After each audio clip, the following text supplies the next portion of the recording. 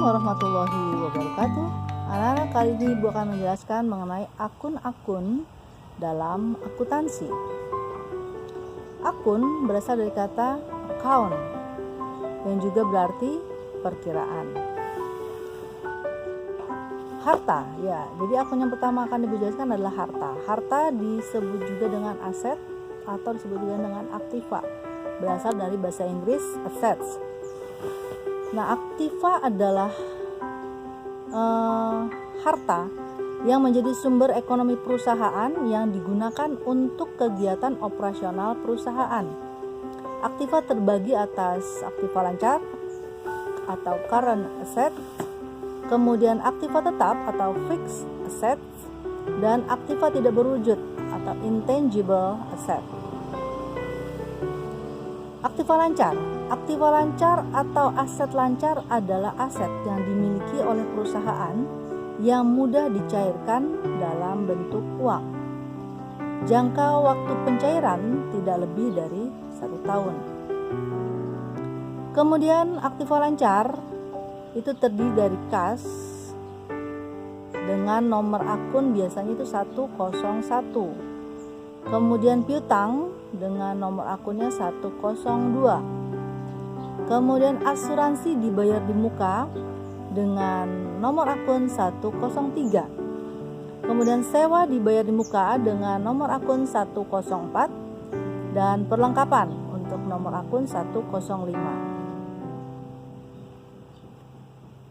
Kas adalah uang tunai yang dimiliki perusahaan dan ada di perusahaan maupun yang ada di bank.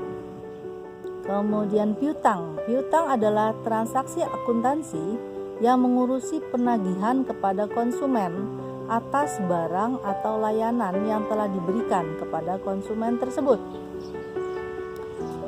Beban dibayar di muka. Beban dibayar di muka adalah beban yang telah dibayar di awal periode atau di periode sebelumnya. Contohnya, jika asuransi dibayar di tanggal 2 Desember 2019 untuk 6 bulan sebesar Rp600.000, berarti itu Rp100.000 per bulan. Berarti biaya asuransi tersebut untuk bulan Desember 2019 adalah Rp100.000 dan sisanya yang 5 bulan yaitu Rp500.000 itu untuk periode tahun 2020. Nah, itu disebut asuransi dibayar di muka. Selanjutnya perlengkapan. Perlengkapan adalah barang-barang yang dimiliki perusahaan yang bersifat habis dipakai ataupun bisa dipakai berulang-ulang, yang bentuknya relatif kecil dan pada umumnya bertujuan untuk melengkapi kebutuhan bisnis perusahaan.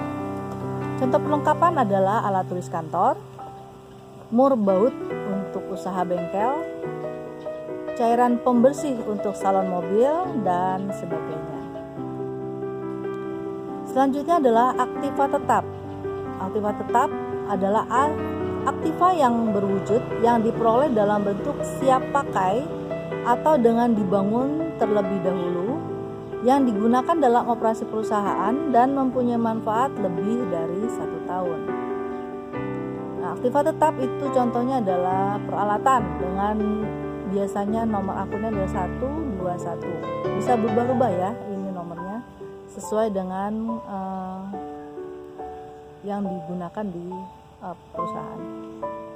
Kemudian 122 itu adalah akumulasi penyusutan peralatan. Kemudian 123 adalah untuk kendaraan. Kemudian nomor 124 adalah akumulasi penyusutan kendaraan. 125 untuk gedung, 126 untuk akumulasi penyusutan gedung, 127 untuk tanah. Nah, peralatan adalah barang-barang yang dipakai dalam kegiatan usaha atau untuk menunjang operasional perusahaan yang umur ekonomis atau masa pakainya lebih dari 1 periode akuntansi atau masa pakainya lebih dari 1 tahun. Contoh peralatan kantor yaitu komputer, meja kursi kantor, dan sedangkan contoh peralatan bengkel misalkan adalah kompresor, bor, alat las listrik, dan lain-lain. Nah, aktiva tetap lainnya yaitu ada kendaraan, yaitu merupakan fasilitas yang digunakan untuk transportasi perusahaan. Kemudian ada mesin yang digunakan untuk memproduksi barang. Kemudian ada bangunan, merupakan fasilitas yang digunakan untuk kegiatan operasional perusahaan, baik bangunan kantor, toko, maupun bangunan untuk pabrik. Selanjutnya adalah tanah. Adalah aktiva tetap berwujud yang diperoleh untuk operasi perusahaan yang mempunyai manfaat ekonomi lebih dari 1 tahun, serta tidak diperjualbelikan dalam kegiatan normal perusahaan.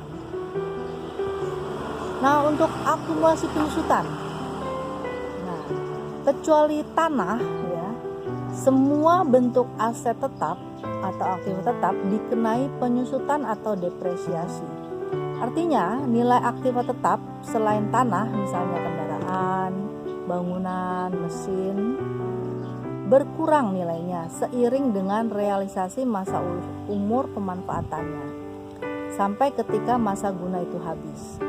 Nah, sampai ketika nilai masa guna itu habis, nilai aktiva kendaraan yang bersangkutan adalah 0.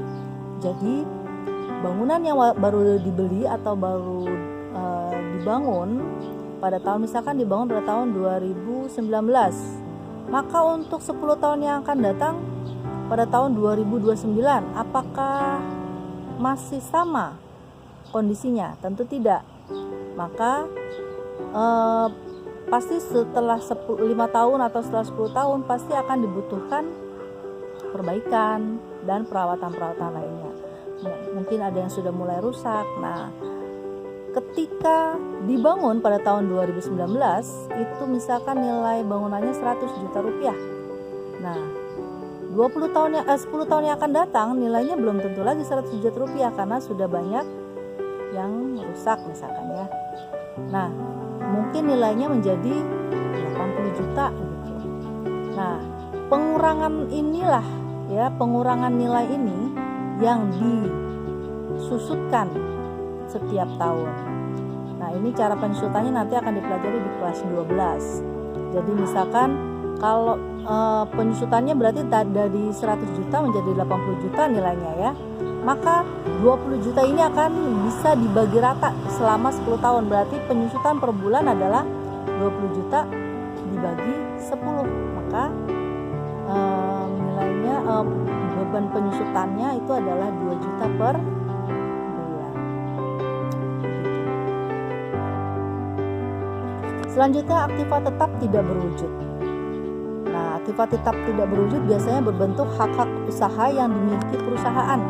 Antara lain yang pertama adalah lisensi, yaitu pemberian izin dari pemilik barang atau jasa kepada pihak yang menerima lisensi untuk menggunakan barang atau jasa yang dilisensikan. Contohnya Microsoft ya.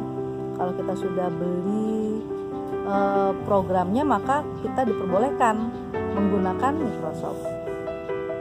Itu memakai lisensi. Yang kedua adalah hak cipta.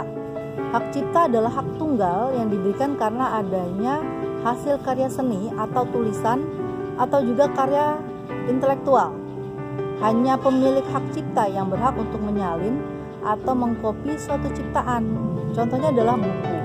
Buku itu kita sebenarnya tidak boleh fotokopi. Yang berhak mengkopi atau memperbanyak adalah pemilik hak ciptanya. Kemudian ada hak eksplorasi dan eksploitasi. Ini adalah untuk hak kepada perusahaan pertambangan untuk usaha penggalian bahan tambang. Kemudian ada paten. Paten itu adalah hak eksklusif yang diberikan kepada penemu, misalkan obat. Jadi kalau kamu misalkan menemukan obat COVID, nah itu kamu daftarkan di Kementerian Perdagangan. Nah, nanti kamu dapat hak paten. Jadi yang lain nggak boleh memproduksi selain kamu, gitu ya. Kemudian ada yang namanya merek dagang. Merek dagang adalah nama atau simbol yang diasosiasikan dengan produk atau jasa. Misalkan kalau kamu lihat warna kuning, garis melengkung bulat M gitu ya. Nah, itu apa tuh? McD. Nah, itu merek dagang, itu seperti simbol juga ya. Kemudian ada goodwill. Goodwill itu adalah nilai lebih pada suatu perusahaan atau merek. Nah, contohnya pasta gigi misalkan ya. Misalkan kalau pasta gigi yang punya nama baik di masyarakat, kalau misalkan Pepsodent, orang udah percaya gitu. Maka itu dia punya nama, punya goodwill ya. Nanti di laporan keuangannya dia punya goodwill senilai berapa miliar atau berapa triliun gitu. Jadi walaupun nanti berganti kepemilikan, merek Pepsodent itu sudah dipercaya oleh masyarakat gitu. Kemudian ada franchise atau waralaba, yaitu hak untuk menjual produk atau jasa. Misalkan apa ya, kalau franchise yang terbaru tuh kayaknya ada rumah makan tuh ya, rumah makan kalau misalkan rumah makan Padang yang sederhana gitu, itu franchise itu. Jadi kalau mau bikin usaha yang sudah terkenal dan dia bikin waralaba, kita bayar waralabanya. Nah itu ada nilainya juga.